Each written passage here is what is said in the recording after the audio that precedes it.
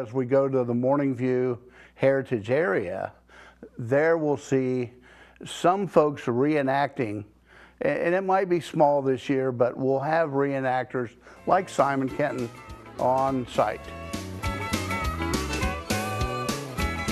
We'll have individuals setting up period or era tents where they'll sell articles from that time period, similar to what you would see at Boonesboro and other sites of our Kentucky history. We'll have tradesmen and craftsmen who are there demonstrating how to make wagon wheels, for example.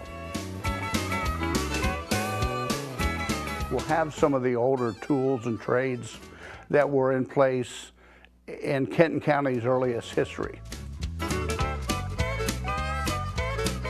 This is a really special event for us as your host to visit us in southern Kenton. What's special about this is it's our little slice of heaven that we can share with you. And hopefully you'll enjoy it as much as we do.